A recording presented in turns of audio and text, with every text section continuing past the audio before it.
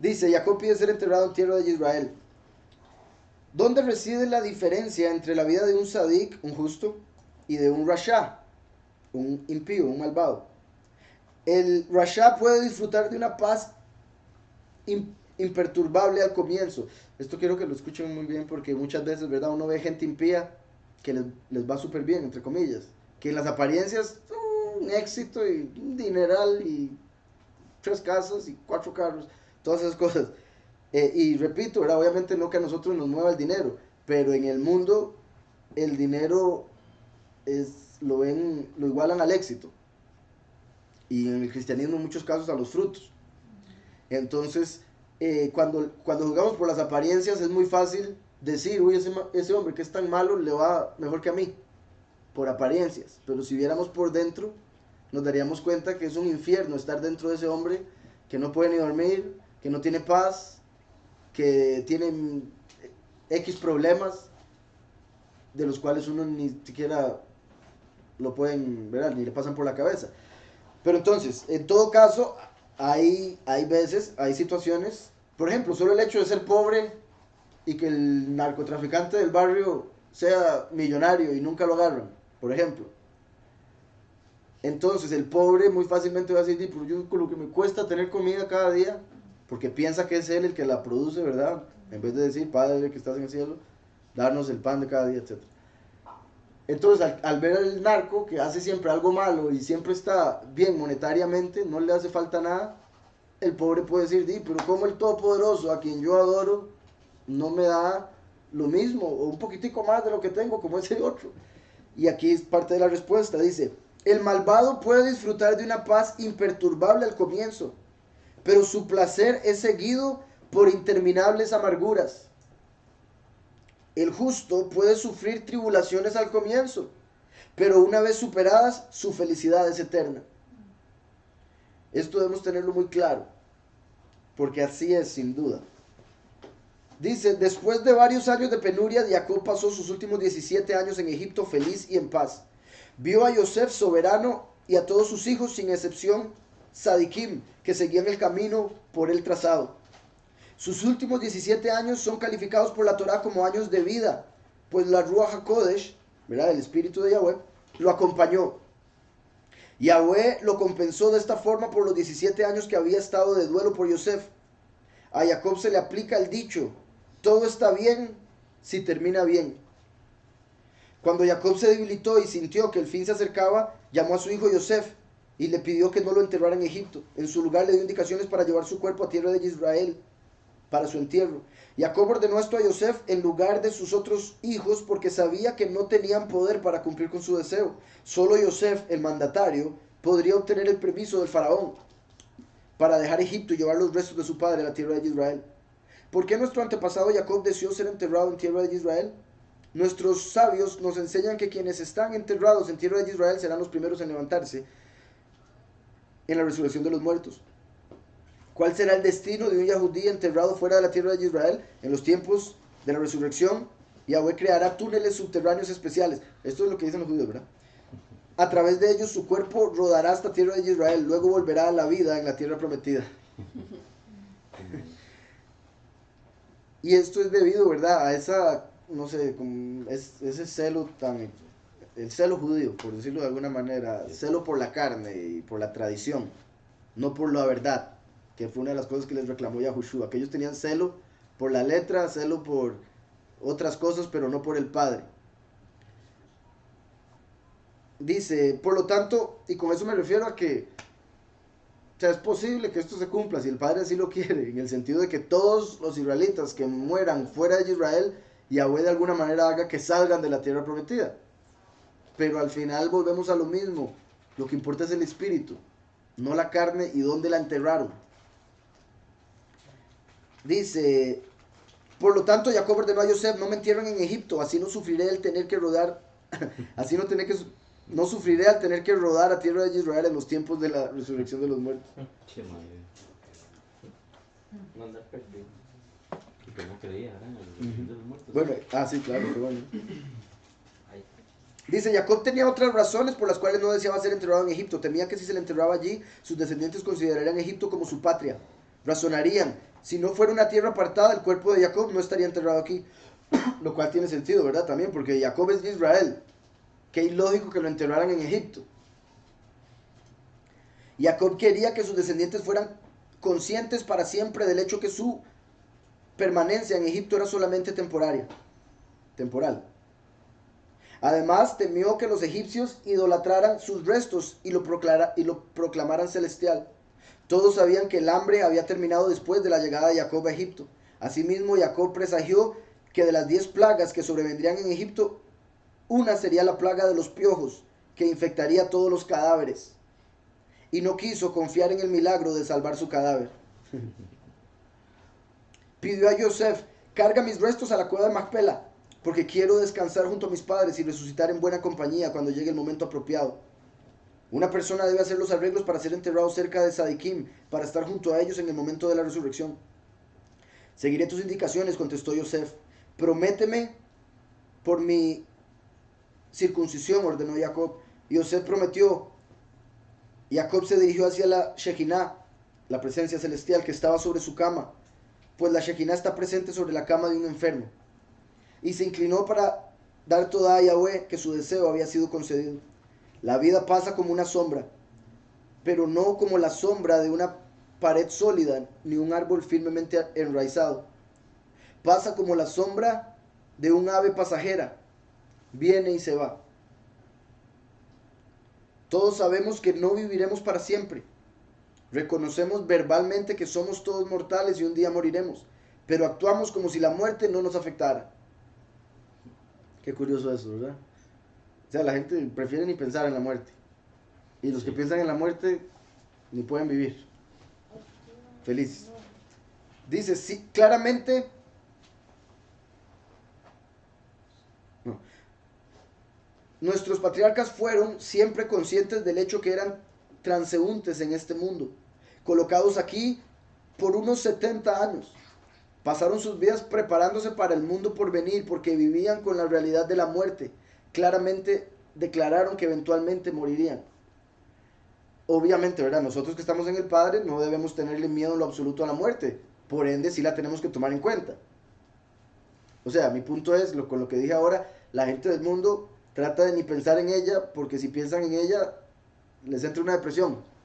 O empiezan a tener ideas raras, ¿verdad? Por eso todas las cosas que venden, o sea, todos los cosméticos que venden por tele para las arrugas, no se venderían si la muerte, ¿verdad?, no fuera algo en la mente de todos. Y bueno, y otro montón de productos, pero puse ese como ejemplo. Entonces, en el caso nuestro, como nosotros sabemos que para nosotros el vivir es el Mesías y morir es ganancia, entonces nosotros esta vida la tomamos como una inversión. O sea, nosotros invertimos esta vida entera, se supone, deberíamos, en la vida que viene. Y por ende, como estamos pensando en la vida que viene, constantemente estamos pensando en el día en el que pasemos a esa otra vida, que en este mundo le llaman muerte. Entonces, para nosotros la muerte es ganancia.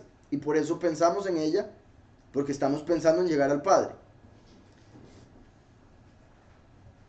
Dice, Abraham dijo, he aquí que a mí no me has dado descendencia, y he aquí que uno, criado en mi casa, habrá de heredarme, refiriéndose a su muerte. Y Isaac dijo a Isaac, que te bendiga mi ser antes que yo muera. Y Jacob dijo, descansaré con mis padres. Entonces los tres mencionaron que iban a morir. Jacob bendice a Efraín y Menashe, fue lo que leímos hoy. Yosef recibió un mensaje que decía, tu padre está muy enfermo. Estas noticias le llegaron a través de su hijo Efraín, quien frecuentaba la casa de Jacob en Goshem para estudiar Torah. Qué lindo. Por eso ocupó esa parte también. Obviamente Manasés también estudiaba, pero según esto, Efraín era más dedicado a la Torah. Se congregaba. Uh-huh.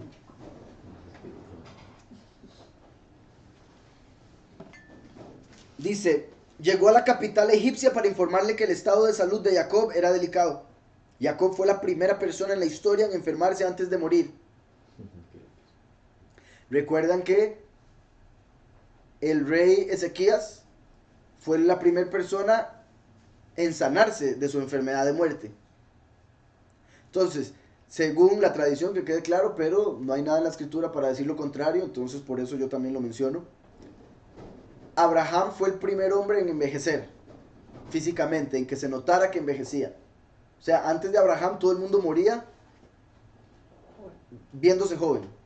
Aunque tuviera 600 años se veía de 20, 30. Pero hasta que llegó Abraham, él pidió que se envejeciera para que la gente supiese a quién darle honor. Porque si un papá era igual al hijo, como en el caso de Abraham y Isaac, la gente no sabía a cuál darle honor como padre. Entonces Abraham empezó el envejecer. Isaac fue el primero en... Ah, bueno, había algo con el que Isaac era primero por quedarse ciego. Pero no, es que eso no fue enfermedad. O sea, el quedarse ciego no fue una enfermedad, pero fue una señal de que ya estaba a punto de morir. Y en el caso de Jacob, aquí vemos que se enfermó, la escritura lo dice literalmente, se enfermó antes de morir, para que se entendiera, para que la gente pudiera prepararse. Yo creo que aquí lo está por decir. Yahweh hizo que los hombres antes de morir se enfermaran, no porque él quiera que pasen dolor, sino para que el hombre preparara todo para su muerte. Entonces era como un aviso de que se iba a morir. Entonces empezaba a enfermar. Así se daba cuenta que se iba a morir, porque por decirlo así, imagínense 70 años sin enfermarse, de repente se enferma, quiere decir que ya está a punto de morir. En ese tiempo, hoy en día la gente se enferma una vez por año, 2 veces, 3 a veces, quién sabe. Bueno, pero eso aplica para los justos, porque el impío muere continuamente. También, ajá, la mayoría de impíos, y digo la mayoría porque hay algunos que Yahweh los deja pagando algo en una cama, en coma o algo así, ¿verdad? Pero la mayoría mueren rápido, ¿verdad? O un balazo, o un accidente en carro. Por ejemplo, un borracho, que está escrito que los borrachos no entrarán al reino de Yahweh, ¿verdad? Los que practican el embriagarse cada vez que pueden. ¿Cuántos ebrios no mueren en accidentes de carros, por ejemplo? ¿Cuánta gente que, como dice la escritura, ¿verdad? El que a hierro vive, a hierro morirá. Entonces, si a alguien le gusta andar matando a gente con una pistola, él lo van a terminar matando con una pistola. Entonces, mi punto es muy común, como decía Jessica, que los impíos mueran rápido. Y una persona que muere rápido no tiene oportunidad para arrepentirse. No tiene oportunidad para arreglar sus cosas. Mientras que una persona que, por ser justa, Yahweh simplemente le pone una enfermedad antes de morir, es para que la persona diga, ok, tengo que dar la bendición a mis hijos, tengo que alistar la herencia, y no tengo que tener miedo, porque sabe que va para el Padre. Y eso es lo que quiero dejar claro, uno no debería tener miedo nunca por la muerte. Ahora, obviamente, la carne sí le va a tratar de meter miedo, la carne va a empezar a temblar, porque la carne no quiere morir, la carne sí va a morir. Entonces la carne va a hacer todo lo posible para que usted no la deje morir. Y por eso debemos separarnos de la carne. Eso es la circuncisión espiritual. Para que la muerte no sea algo por lo que nosotros suframos o tengamos miedo. Entonces dice, Jacob fue la primera persona en la historia en enfermarse antes de morir. Sin embargo, su enfermedad era deliberada, como consecuencia de un pedido formulado a Yahweh. En efecto, todos nuestros antepasados hicieron pedidos similares a Yahweh. Antes de los tiempos de Abraham, todas las personas parecían jóvenes hasta que morían. Abraham pidió a Yahweh que le dieran señales físicas de vejez, argumentando, si un padre y un hijo se parecen, ¿cómo sabrán las personas a quién honrar si ingresan a un lugar juntos? Distingue al hombre mediante señales de vejez, como pelo canoso y arrugas. Entonces la gente sabrá a quién respetar. Y ya imagino un montón de mujeres reclamándole a Abraham en el paraíso. ¿Por qué? Yahweh contestó, la verdad pediste algo bueno. Comenzaré contigo. Así Abraham comenzó a tener aspecto de un hombre viejo, y toda la humanidad tuvo rasgos externos de vejez después de él. Recuerdan qué curioso, cuando Jacob llegó a Egipto, se veía tan viejo que pensaron que era Abraham. O sea, el verse viejo era una característica de Abraham. Dice, antes de los tiempos de Isaac, nadie sufrió ningún dolor. Este era el caso, no fue una enfermedad, pero sí fue un dolor. Llegó Isaac y solicitó que hubiera sufrimiento.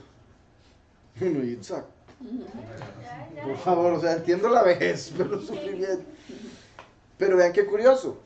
Yahweh es el anciano de días. Así como Abraham fue el primero en ser anciano.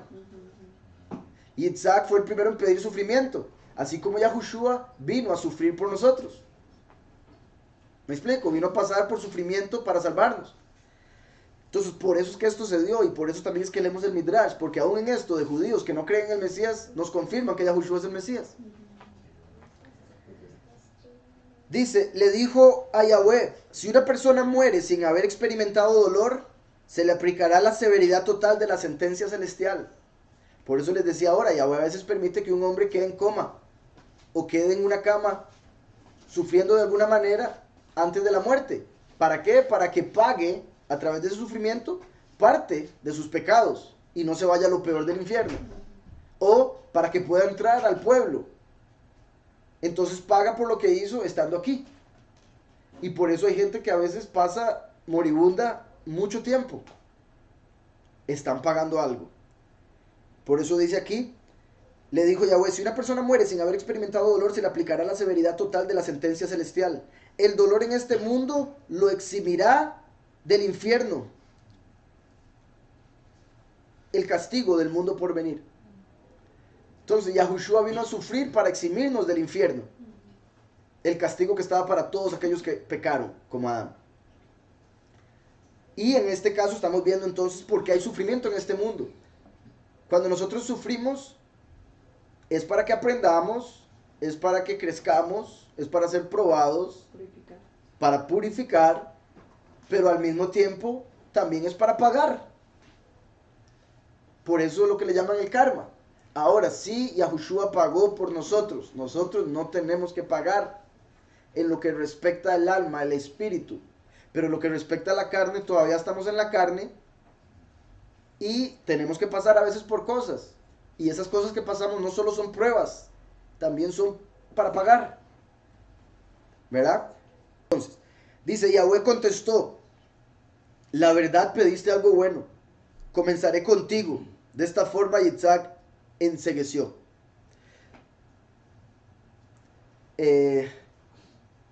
También eso, ¿verdad? Qué curioso, empezaré contigo. Yitzhak, uy, me hubiera dicho Jacob. Bueno.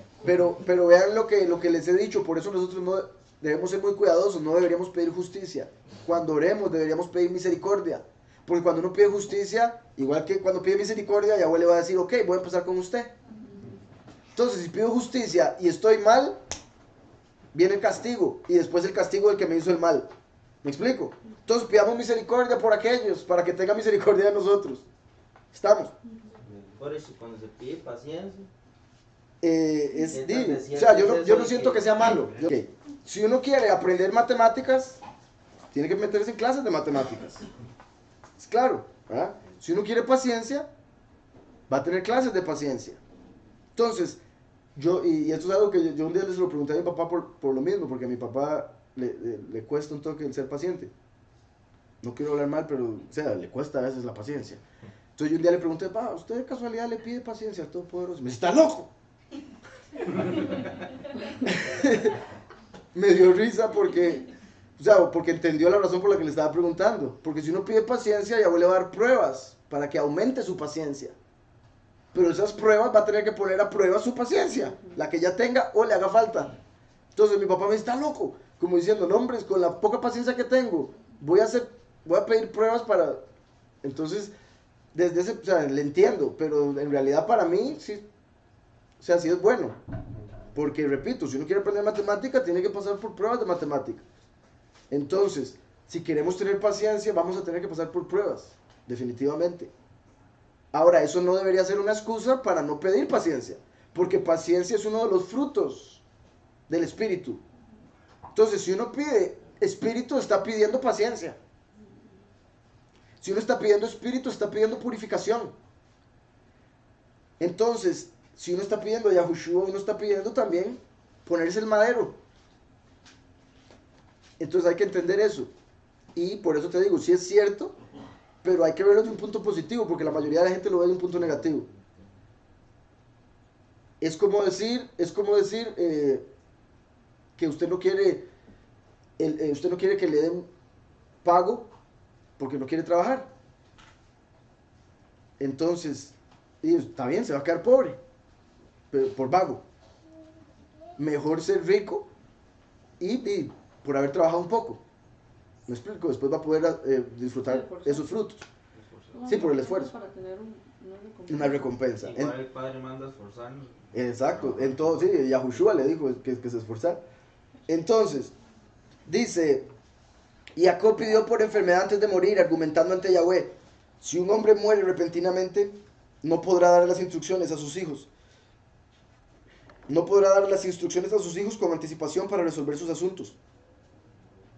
Dispone de un tiempo preparatorio de enfermedad antes de la muerte y podrá hacer todos los arreglos necesarios.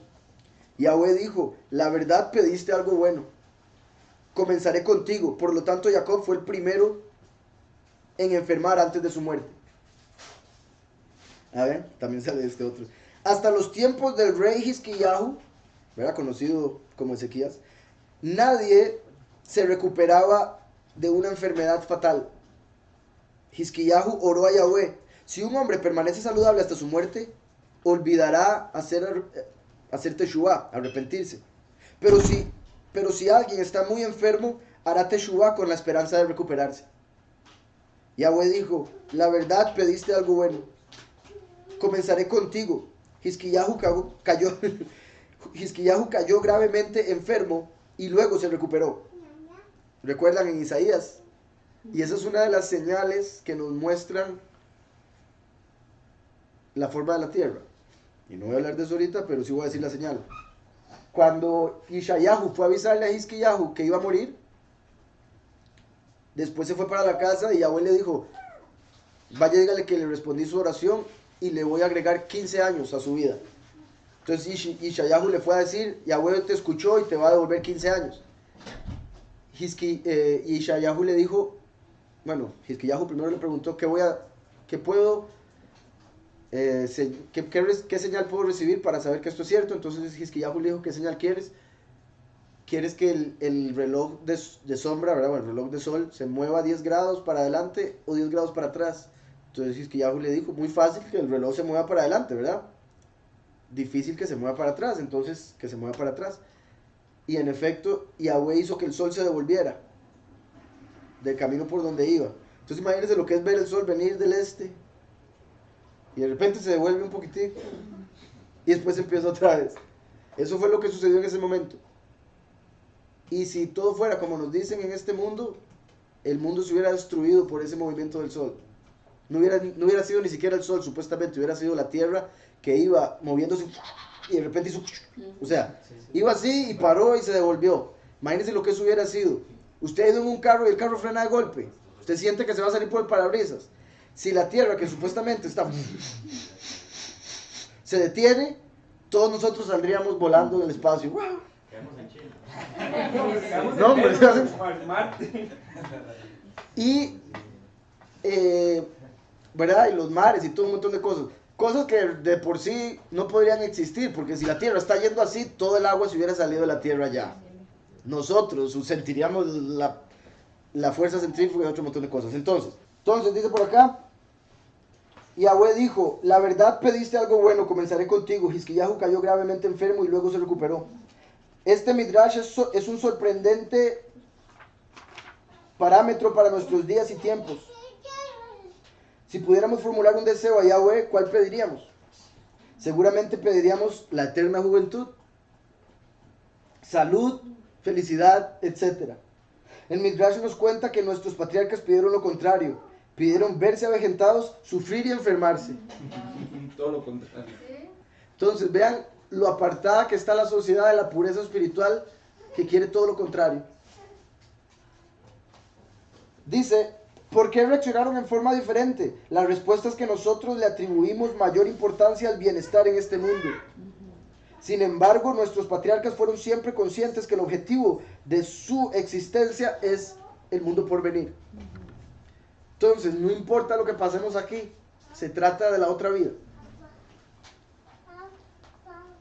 Por ello solicitaron todo lo que hiciera prosperar el bienestar espiritual y rechazaron cualquier elemento que fuera en detrimento del bienestar del alma. Entonces, por eso es que nosotros debemos pedir lo que ayude al alma, no lo que ayude al cuerpo. lo que sea para la eternidad, no para algo temporal. La esposa de Yosef, Osnat, le aconsejó: recibir una bendición de un sadik es equivalente a recibir una bendición de Yahweh. Lleva a nuestros hijos con Jacob para que los bendiga. Por consiguiente, Yosef viajó junto con sus 2 hijos para visitar a su padre en Goshen. Trató de hablar con su padre acerca de 2 temas: para solicitarle que incluyese a sus hijos Menashe y Efraín entre las tribus, y segundo, para expresar su protesta porque la madre de Yosef, Rachel, había sido enterrada fuera de la cueva de Macpela. ¿Recuerdan? Ahora leímos y vimos que él habló de la muerte de Rachel junto con la bendición. Jacob, debilitado por su enfermedad, estaba en su cama cuando le informaron: tu hijo Yosef llegó. Se fortaleció y se sentó derecho en su cama. Dijo: si bien la persona que viene es mi hijo, es también un rey. Qué sorprendente. Aquí, ¿verdad? Hoy en día un papá le puede valer lo que sea el hijo. Usted es mi hijo. Jacob dijo: puede ser mi hijo, pero es rey, tengo que respetarlo. O sea, eso es humildad. Humildad es que un padre le ponga atención a un hijo si el hijo le quiere enseñar algo, si tiene algo que enseñarle, ¿verdad? Porque hoy en día hay muchos hijos enseñándole a los padres el nombre. Y hay muchos padres que dicen: ¿usted qué me va a ir a enseñar a mí? Entonces, ¿qué respeto un padre que diga: uy, tenés razón, o quizás estoy equivocado, voy a ir a investigar? Y aquí vemos ese ejemplo de Jacob. Dice: si bien la persona que viene es mi hijo, es también un rey. Jacob se esforzó para sentarse erguido porque temía que sus palabras de otro modo podrían ser consideradas como las de un hombre senil. No quería que nadie le reclamara más adelante. Jacob dio sus bendiciones cuando su mente ya no estaba clara. Jacob contestó ambos puntos que Yosef mencionó. Respecto a la solicitud de Yosef de considerar a Manashe y Efraín como equivalentes a las 2 tribus, a las otras tribus, Jacob contestó: cuando Yahweh se reveló en la ciudad de luz, me prometió: una nación y una comunidad de tribus habrá de descender de ti. Cuando mencionó una nación, se refería a Benjamín, de quien estaba embarazada tu madre. Benjamín era el último de mis hijos, a quien hizo referencia a Yahweh cuando me prometió: una comunidad de tribus nacerá de ti. Una comunidad de tribus, como los 144,000. Vean, Benjamín era el último de sus hijos, lo acaba de decir. ¿Se acuerdan que siempre les he dicho: Benjamín, por ser el último, representa a los últimos, los 144,000? Y los últimos son las 12 tribus. Y acaba de decir aquí entonces: a quien hizo referencia a Yahweh cuando me prometió una comunidad de tribus. Segundo, perdón. Cuando mencionó una nación, se refería a Benjamín, de quien está embarazada tu madre. Benjamín era el último de mis hijos. ¿A quién hizo referencia a Yahweh cuando me prometió una comunidad de tribus? Nacerán de ti. Seguramente hizo referencia a tus 2 hijos, quienes todavía no habían nacido y que serían contados entre las tribus. Entonces dijo una nación y una comunidad de tribus porque estaba refiriéndose a Israel, las 12 tribus, y a una comunidad de tribus, Manasés y Efraín. Entonces sería como la nación, los escogidos, que son de las 12 tribus, y después una comunidad de tribus, el redil de los muchos, que va a ser agregado, como dijo Yahushua, ¿verdad? Que había otro redil que había que agregar, acercar. Seguramente hizo referencia a tus 2 hijos, quienes todavía no habían nacido y que serán contados entre las tribus. Efraín y Menashe estarán en igualdad de condiciones que Rubén y Shimón. Poseerán sus propias banderas, estarán encabezados por sus propios líderes y recibirán partes independientes en tierra de Israel. Respecto del reproche de Yosef relacionado con que su madre había sido enterrada fuera de la cueva de Macpela, Jacob explicó a su hijo: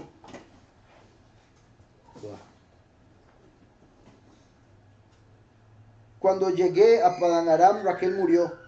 Su muerte fue más penosa para mí que todas las demás penurias que sufrí jamás.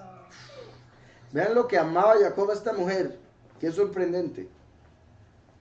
Y vivió, y vivió con ella un poquitico. O sea, qué triste. Lo que la amaba y la perdió. ¿Y por qué la perdió? Por no cuidar su boca. Porque él fue el que dijo: el que tenga los ídolos que se muera. Y era ella. 45 años, ¿verdad? ¿Qué? ¿Que estuvo con ella? No, Ah, vivió ella, sí. murió a los 45 años. Súper joven. Y no quejándose de cosas tan absurdas, ¿verdad? Mejor callarse. Ujú.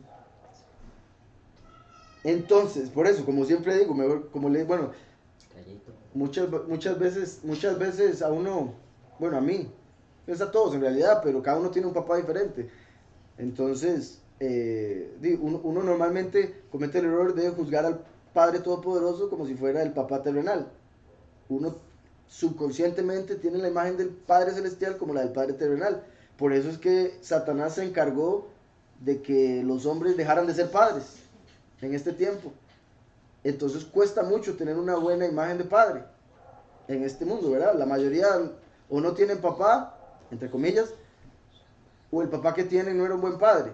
Y bendito sea Yahweh por los buenos padres que hay, ¿verdad? En mi caso yo considero, bueno, yo amo a mi papá, pero no vivo con él desde que tengo como 8 años, o sea, por el divorcio y todo eso. Entonces, algo que a mí me da risa, mi papá es muy expresivo. Y bueno, esto yo creo que lo dicen muchos padres, pero es algo así como cuando un niño se está quejando, como que decirle, le voy a dar una razón para que se queje, o le voy a dar una razón para que llore. Y es lo mismo, si uno está quejándose, y Yahweh le va a dar una razón para que tenga por qué quejarse. Uno debería estar contento con lo que tiene, y una vez que uno esté contento con lo que tiene, Yahweh le va a dar algo más. ¿Me explico? Pero si usted no está contento con lo que tiene, se le va a quitar lo que tiene, porque no merece tener más. ¿Estamos? Ok, entonces dice, vamos a ver por dónde va. Respecto al reproche de Yosef relacionado con su madre, eso ya lo dije. Ah, sí, qué sorprendente. Su muerte fue más penosa para mí que todas las demás penurias que sufrí jamás. La enterré a la vera del camino. Sé que te sientes herido, pues te he pedido que hagas por mí lo que no cumplí con tu madre. Sin embargo, créeme que deseo tan fervientemente como tú que fuera enterrada en la cueva de Macpela junto a mí. Di una sola palabra y la haré llevar a la cueva de Macpela, dijo Yosef. Así. Entonces, Yosef decía, usted solo me dice, voy y la saco de donde está y la entierro a Macpela. No puedes hacer eso, hijo mío, contestó Jacob, porque fue por mandato celestial que la enterré en Betlehem. Y Yahweh me reveló que en el futuro los hijos de Israel serían exiliados por Nebuchadnezzar, bueno, Nabucodonosor. Y en el camino pasarían por la tumba de Rachel. Tu madre Rachel pedirá a Yahweh que tenga misericordia de ellos y él aceptará su tefilá. Como Yahushua no había venido como intercesor, Yahweh se encargó de que el alma, que el cuerpo de Rachel fuese enterrado ahí para que sus ruegos, sus oraciones sirviesen como una intercesión. Jacob quiso bendecir a los hijos de Yosef. De repente la Ruach HaKodesh partió de él porque vio una visión profética. Esto es algo con lo que yo no estoy de acuerdo con los judíos. Los judíos dicen, y es lo que sigue en el capítulo que vamos a ver la próxima semana, en el capítulo aparece que Jacob llamó a sus hijos para bendecirlos. Bueno, de hecho en el capítulo dice que él llamó a sus hijos para revelarles lo que sucedería en el final de los tiempos. Pero cuando empieza el capítulo vemos que los empieza a bendecir. No dice nada. Entonces los judíos dicen que Jacob dijo, vengan para decirles lo que va a pasar en el fin de los tiempos. Y según ellos no tenía que hacerlo, entonces el espíritu se le fue. Y cuando él vio que el espíritu se le fue la revelación, entonces en vez de enseñarles lo que pasaría, los bendijo. Eso es lo que explican ellos. Pero en realidad cuando leemos las bendiciones con el espíritu dado por Yahushua, podemos entender que a través de las bendiciones él estaba explicando lo que iba a pasar. A través de las bendiciones nos estaba dando una profecía de todo lo que sucedería hasta el final de los tiempos. Entonces el espíritu no se le fue, simplemente habló de una manera que solo aquellos que tengan el espíritu van a poder entenderlo. ¿Estamos? Entonces los judíos esto es lo que explican, dice, mira, Jacob quiso bendecir a los hijos de Yosef. De repente la Ruach HaKodesh partió de él porque vio una visión profética, que malvados descenderían de ellos. El rey pagano Yahú sería descendiente de Menashe y el rey Ahab de Efraín. El rey Ahab sería hijo de Efraín. Ahab fue el que se casó con Jezabel. Entonces vemos cómo Efraín, por decirlo así, tiene esa debilidad, la que estaba en Ahab. De alguna manera la debilidad ya sea por mujeres o por la falsedad, la doctrina falsa de la ramera. Por eso los descendientes de Efraín terminaron entre el cristianismo, muchos de ellos adorando a María. la reina del cielo, Jezabel, como Ahab, ¿estamos? Y también por eso el último saldría de la ramera, de la iglesia falsa. Un segundo. ¿Quiénes son ellos?, cuestionó a Yosef. ¿De qué matrimonio descienden que no merecen una bendición? ¿Cómo puede ser que sean antepasados de reyes que inducirán al pueblo de Israel a practicar la idolatría? Yosef contestó: son hijos míos, tan justos como yo, nacidos de un matrimonio apartado. Sacó su contrato de matrimonio y se lo mostró a su padre. Jacob le dijo: déjame sentirlos y besarlos para que la Ruach HaKodesh regrese conmigo, pues no puedo verlos. Jacob no pudo verlos porque sus ojos se habían debilitado por el continuo estudio de la Torá. Qué poder, qué lindo que se diga eso de uno. Me quedé ciego de tanto estudiar la escritura. Yosef colocó a sus hijos entre las rodillas de Jacob y éste los besó y abrazó. Sin embargo, la Ruach HaKodesh no regresó a él. Por ello, Jacob trató de distraer la atención de Yosef tratando un tema diferente, diciéndole: nunca me atreví a pensar que volvería a verte, y ahora Elohim me muestra tu descendencia. Entonces, según los judíos, como la Ruach HaKodesh se le fue, entonces empezó a hablar de otro tema. Cambió de tema. Una vez más, y es que ahora había hablado con respecto a las 12 tribus. En este caso está hablando de los 2 hijos que acabamos de leer. Entonces me adelanté un poco, perdón. Al hablar de estos 2 hijos y que les iba a dar una profecía, o recibió una visión de que ellos iban a tener descendientes impíos, como él recibió la visión de que iban a tener descendientes impíos, dijo: ¿quiénes son estos? No pueden ser justos, porque van a tener 2 impíos.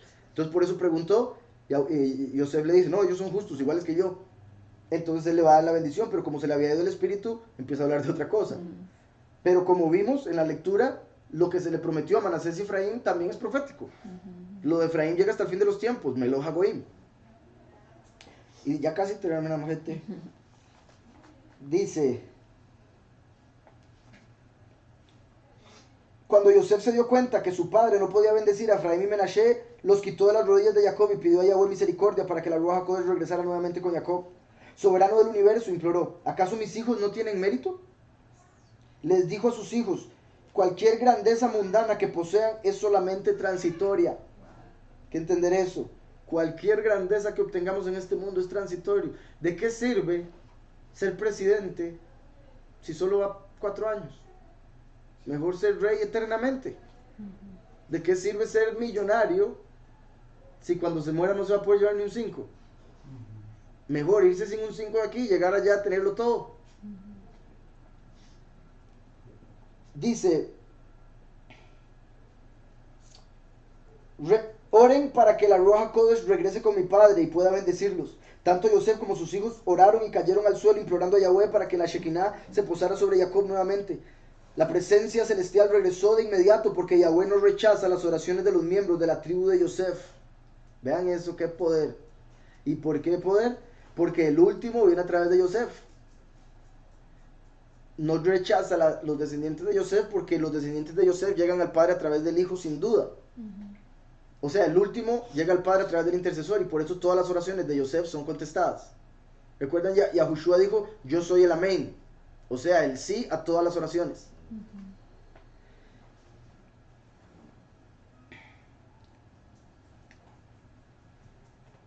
Yahweh no rechaza las oraciones de los miembros de la tribu de Yosef cuando imploran a Yahweh seriamente y caen al piso para hacerlo.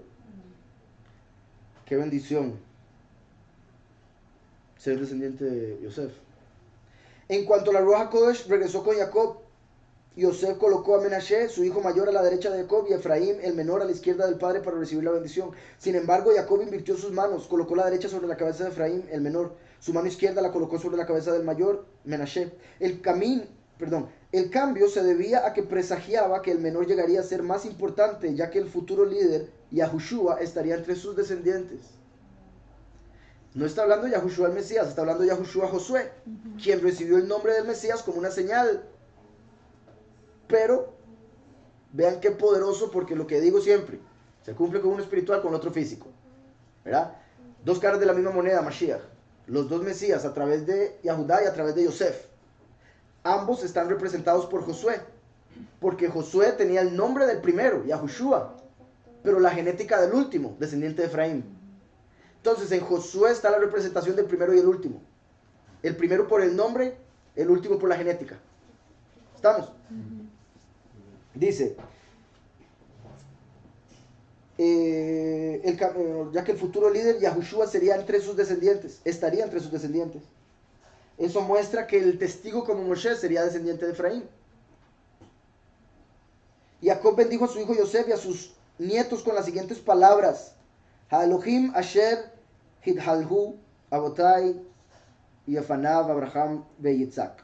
Elohim, ante quien mis padres Abraham y Yitzhak se movilizaron rápidamente para cumplir con su voluntad, Haroe oti meodi at hayom hase, quien me ha dado el sustento hasta hoy en día como un pastor que alimenta su rebaño, Hamalá Hagoel oti mikol ra, enviándome siempre un malach para rescatarme en tiempos de necesidad. Hagoel, recuerdan, un libertador, lo que hemos visto ahora. De esta forma, su ángel me rescató de las manos de Isaf y de las manos de Labán y me dio el sustento durante los tiempos de hambre. El malach bendiga a los jóvenes, Efraín y Menashe. Las palabras de Jacob, que bendiga a los jóvenes, también hacían referencia a los descendientes de Efraín y Menashe, Yahushua y Gidón. ¿Recuerdan, verdad? Conocido como Gedeón. Gedeón era descendiente de Manasés, Yahushua de Efraín. Entonces, así como primero vio dos hombres impíos que vendrían de ellos, después vio dos hombres justos que vendrían de ellos, como para rectificar lo que los impíos harían.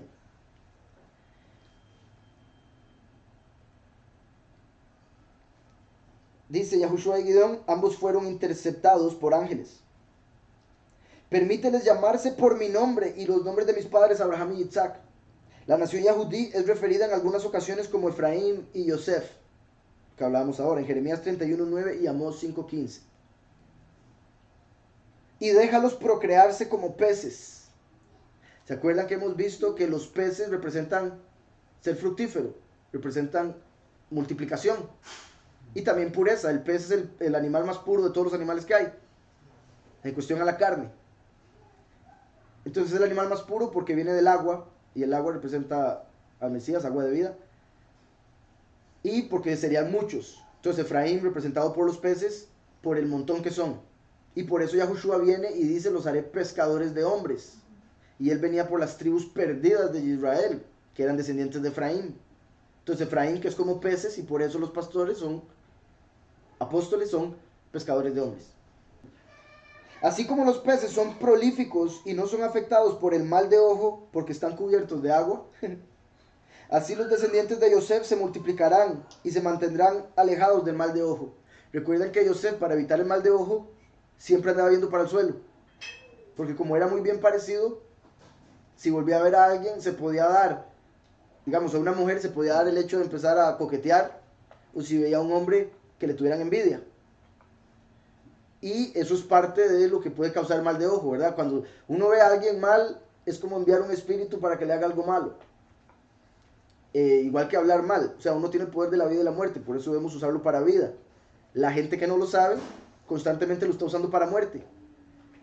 Nosotros debemos hacer todo lo posible para no ser afectados por eso. Obviamente mantenernos puros, estando en el Padre, porque contra Israel no hay maldición que valga, pero no debemos probar a Yahweh, entonces debemos ser cuidadosos, no deberíamos andar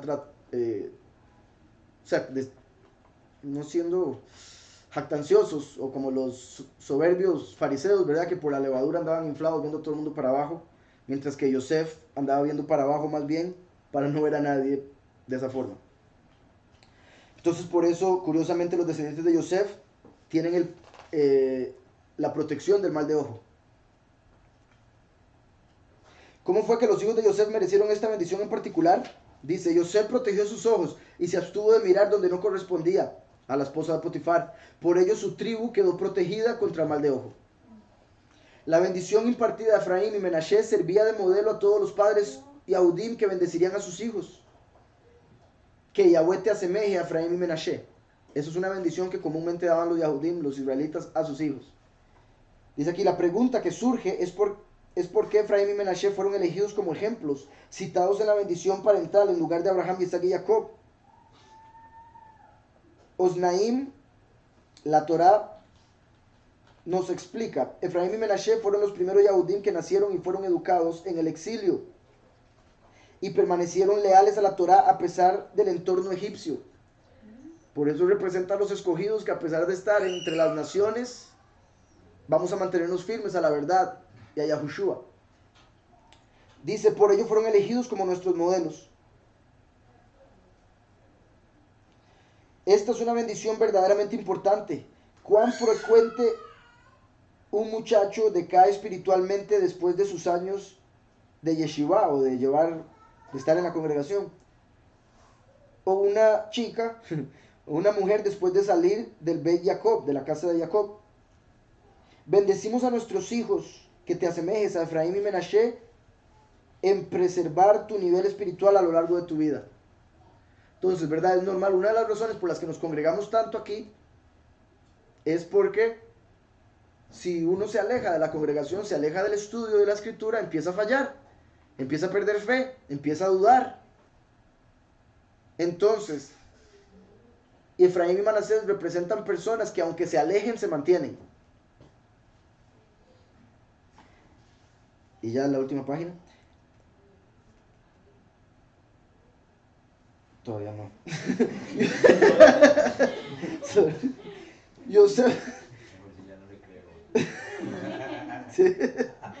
Yosef notó que su padre había colocado su mano derecha sobre la cabeza de Efraín el menor y pensó que confundía sus edades. Tomó la mano derecha de su padre y la colocó sobre la cabeza de Manashe. Así no, padre, explicó Yosef, este es el primogénito, coloca tu mano derecha sobre su cabeza. Sin embargo, Jacob se negó y dijo, mi mano derecha corresponde colocarla sobre la cabeza de Efraín, la Ruach HaKodesh me lo indica. Es verdad que Menashe es importante, porque el juez Gideón descenderá de él. Sin embargo, la descendencia de su hermano menor supera a la del mayor con Yahushua, cuya fama se difundirá en todo el mundo cuando detenga el sol en el cielo. Otra señal que muestra que no vivimos en el mundo de la NASA. Porque si el sol se pudo detener en el cielo y la luna por allá, es porque es el sol y la luna las que se mueven encima de la tierra.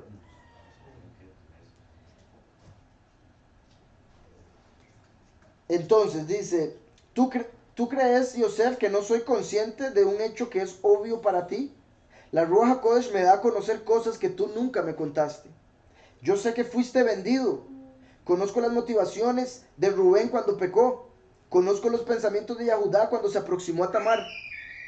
¿Y tú creíste que no sabía cuál de tus hijos es el mayor? ¿Por qué Efraín merecía reemplazar a Menashe, el verdadero primogénito? Efraín era modesto y discreto. Como Yahweh ama a los humildes, le otorgó a Efraín el derecho del primogénito. Después de haber bendecido a los hijos de Yosef, Jacob anunció a Yosef, pronto moriré, pero Yahweh estará contigo y te enviará a su redentor para liberarte del exilio egipcio. Hablando de Moshe. Te revelaré 3 señales por las cuales podrás identificar al verdadero redentor. Hace tiempo quería ver esto. 3 señales por las que se podría identificar al verdadero redentor, o sea, Moshe. Y por ende está conectado con el último, testigo como Moshe.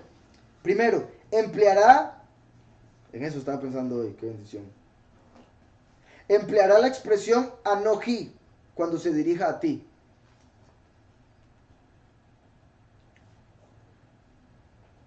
Designará como líderes a los sabios de la Torá. Pronunciará la expresión Pakot Ifkot. Recuerdan que lo había visto en otras ocasiones, se los había mencionado como Pakot Pakate. Te he visitado y he visto la aflicción en la que te encuentras. Aquí aparece como Pakot Ifkot. Y me alegra que hayan aparecido las dos porque, digo yo Anoki, porque esa es otra que he visto en otros lugares, que Moshe tenía que decir Anoki para que lo reconocieran como el Redentor. Dice, cuando Yosef murió, el mensaje de Jacob fue transmitido a Seraj, hija de Asher, quien sobrevivió a todos los demás miembros de su generación. Recuerdan que Jacob la bendijo con vida eterna y se le cumplió. Entonces ella entró al paraíso viva, igual que los escogidos van a entrar vivos. Como ella entró viva, se mantuvo viva en la tierra, según la tradición, hasta que llegó David. Entonces ella estaba viva cuando Jacob murió y estaba viva cuando llegó Moshe. Jacob le dijo a Seraj, o Yosef, después de que Jacob le dijo a él, las palabras que el Redentor tendría que decir. Cuando llegó el Redentor, la gente que escuchó a Moshe fue a preguntarle a Seraj cuáles eran las palabras. Ella les dijo, Anoji y Pakot Ifkot, y ellos dijeron, sí es Moshe. Solo así lo iban a reconocer. Dice entonces, aún vivía cuando Moshe llegó a Egipto y reveló ante los Bnei Israel. Si pronuncia las palabras Pakot Ifkot, es el verdadero mensajero de Yahweh. Por lo tanto, cuando el pueblo escuchó estas palabras de la boca de Moshe, creyeron en él y en su misión. Jacob prometió a Yosef, como recompensa por tomarte la molestia de llevarme a tierra de Israel para el entierro, te entrego la ciudad de Shechem, para que seas enterrado allí, además de la porción de la tierra que te corresponde junto con tus hermanos. Arrebaté Shechem de las manos de los Emorim cuando me aposté con mi arco y flecha para ayudar a Shimón y Leví. Después que ellos asesinaron en Shechem, cuando los reyes emoritas se congregaron para matarnos. Además, te confiero el derecho de primogénito de realizar la abodá, o sea, el servicio, como el cohen de la familia. Entonces aquí vemos que a Yosef se le dio la primogenitura, por eso Yahweh dice del último que también lo pondrá por primogénito, porque Yahushua es el unigénito, pero viene el último, a pesar de ser segundo, Yahweh lo va a unir con el primero y por ende se va a convertir en primogénito, igual que Efraín se convirtió en primogénito, Jacob y todo lo demás. Último párrafo. Yosef estaba muy feliz después de recibir de su padre estas bendiciones. Los hermanos se sintieron celosos que Yosef hubiese recibido una bendición especial y comentaron en forma irónica: no es de extrañarse. Qué raro ellos, ¿verdad?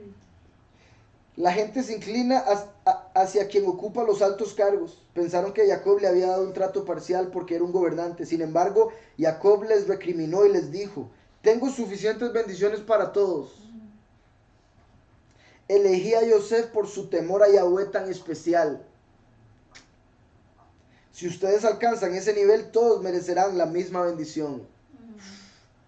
Entonces eso muestra que depende del nivel espiritual de cada uno la bendición que recibe o la tribu en la que entra, espiritualmente hablando.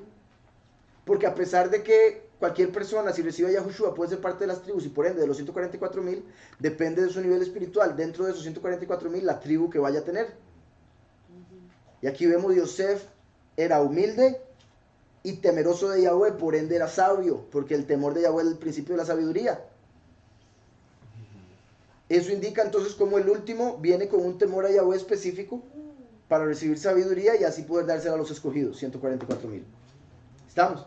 Las dos palabras Meloja Goim, cuando las vemos en hebreo y obviamente tomamos en cuenta lo que significa cada una, cuando tomamos en cuenta lo que significa cada una de las letras que forman parte de las dos palabras Meloja Goim, la completitud de las naciones, es muy interesante lo que podemos ver, porque verdad, recordemos, para los que no saben, que las letras hebreas tienen un significado, además de tener un valor numérico, tienen un significado, cada letra tiene un significado específico, de hecho tiene varios significados. Entonces si vemos una palabra y cada letra tiene un significado, podemos ver una palabra como una oración. ¿Me explico? Porque así como podemos ver una palabra como un número, porque cada una tiene un valor numérico y se suma cada letra, tenemos un número, Yahweh 26, por ejemplo, también se puede ver cada letra como una palabra en una oración. Entonces me pareció interesante ver esta palabra, se escribe con mem,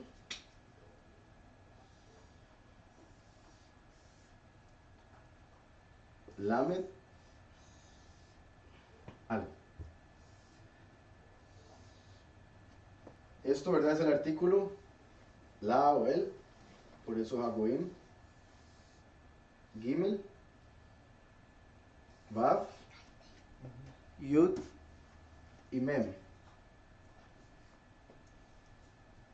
Y recuerdan que la Mem, por ser final, se cierra. Ahí estamos. Recordemos que en este Aleph Bet, por ejemplo, que se le llaman el cuadrado, la Mem, cuando se usa en cualquier parte de la palabra que no es la última, sale abierta porque representa el mundo sin el Mesías, incompleto, con un hueco. ¿Estamos? Pero también tiene que ver con el Mesías porque esta letra es la primera letra del Mesías, Mashiach, la Mem, como la M. ¿Estamos?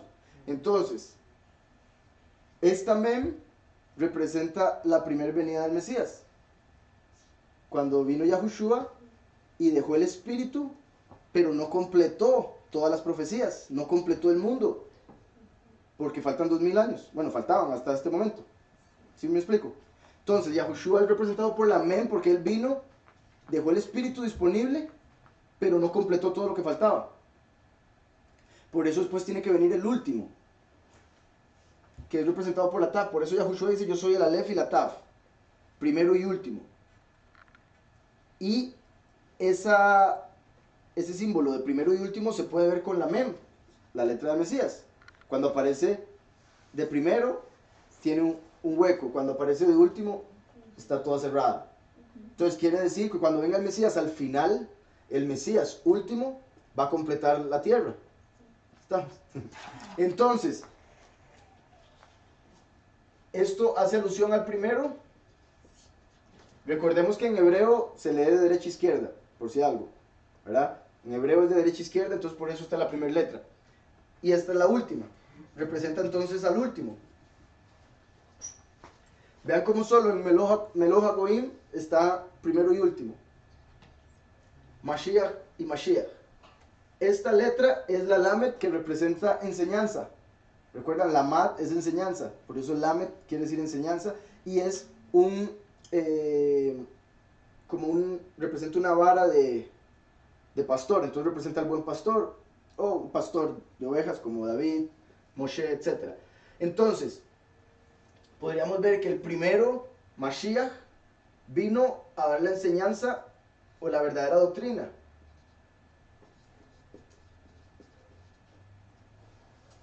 La Aleph representa a Yahweh. Por eso la creación en la Torah, en Bereshit, empieza con Bet, porque Yahweh es la Aleph. Yahweh es uno. La Aleph tiene valor numérico 1. Entonces Yahweh es representado por la Aleph. ¿Estamos? Vean qué curioso. Como sabemos, este es un paréntesis. El nombre Yahweh es la Yud, la Hei, la Vav y la Hei. ¿Verdad?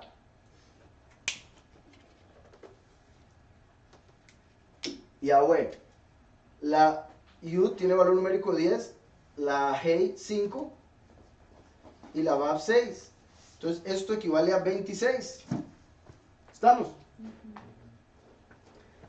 Vean la Aleph.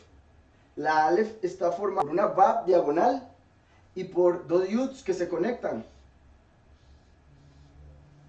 ¿Estamos? La Aleph son dos Yuds conectados por una Vav. Cada Yud representa el primero y el último. Primero y último. Conectados por el sacrificio de Yahushua, porque recuerden que la Vav es un clavo. El primero y el último, el primero que está en el cielo a la derecha del Padre y el último que viene a hacer la representación en la tierra, conectados, unidos por el sacrificio de Mashiach. ¿Estamos? Ahora la Yud, ¿qué valor tiene? 10. Yud, 10. Y la Vav, 6. Entonces la Aleph, 26. Entonces vemos cómo la Aleph representa a Yahweh. ¿Estamos? Así como el espejo del el primero y el último y la dualidad también. Exacto. Sí, que el primero es el último. Como las dos caras de la moneda, siendo la moneda la Vav, por decirlo así, como lo que estás diciendo. Y también lo que les he dicho, que cuando el primero está arriba, el último tiene que estar abajo. Cuando el último está arriba, el primero tiene que estar abajo. Yahushua dijo del Hijo del Hombre, nadie ha subido al cielo sino solo el Hijo del Hombre que está en el cielo. Y eso lo vamos a leer la próxima semana, pero quería mencionarlo, porque ahí Yahushua está hablando de él mismo como si estuviese en el cielo al mismo tiempo que estaba en la tierra. Entonces estaba diciendo que él es el primero y el último. Pero bueno, siguiendo con esto, entonces vemos cómo Yahweh es representado por la Aleph. Entonces, ponemos a Yahweh aquí. La Hei representa una ventana y espíritu, porque cuando uno dice Hei sale espíritu de la boca. Entonces, la revelación del espíritu. Se puede ver como revelación o como espíritu, voy a poner ambas. La Gimel es moverse. Es el movimiento. Por eso tiene un piecito. Movimiento. La Vav es un clavo, una conexión o un hombre.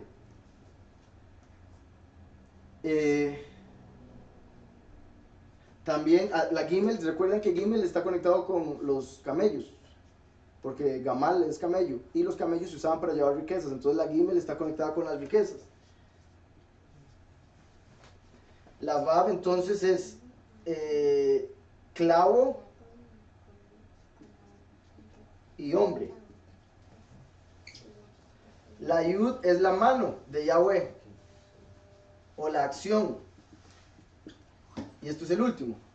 Entonces, Meloa Goim, que fue lo que le dijo aquí a Efraín, Jacob, que iba a salir de Efraín, podemos ver entonces que de Efraín, a través de las naciones, de la completitud de las naciones en el fin de los tiempos, se daría esto. El primero descendió, vean que la Lamed es la única letra que asciende o que llega hasta la parte de arriba. Ven que todas las letras tienen, pues por decirlo así, tienen esto como límite. La Lamed es la única que sube del límite, al igual que la Kuf es la única que baja del límite. Entonces el primero descendió para darnos la enseñanza de Yahweh. Meló es completitud. Entonces el primero descendió para darnos la enseñanza completa de Yahweh. Entonces el primero que trajo la enseñanza de Yahweh a través de la revelación de su espíritu, que es la riqueza del hombre. El primero bajó a dar la enseñanza de Yahweh a través de la revelación del espíritu de riqueza que se movió en el hombre por el sacrificio de Yahweh, de Yahushua, quien trajo a la mano como el último. Porque recuerden, el brazo es el primero, la mano es el último. Otra cosa podría ser, el primero trajo la enseñanza de Yahweh, dando su espíritu, que es riqueza, al Hijo del Hombre, que es la mano, el último. También el primero trajo la enseñanza de Yahweh, al revelar las riquezas espirituales, al ser clavado en su mano, para traer al último. Entonces hasta el hecho de que fue clavado como un hombre por su mano, está. La última vez que lo digo, el primero trajo la enseñanza de Yahweh y la revelación de su espíritu para que fuese la riqueza al venir como hijo de hombre y ser clavado en sus manos para que viniese el último, o para completar el mundo también. ¿Estamos? Y entonces también se puede entender un poco mejor cómo Meloa Goim, lo que dijo Pablo, una vez que se dé la completitud de los gentiles ya se va a completar todo. Que una vez que se dé Meloa Goim ya va a haber venido el primero y el último.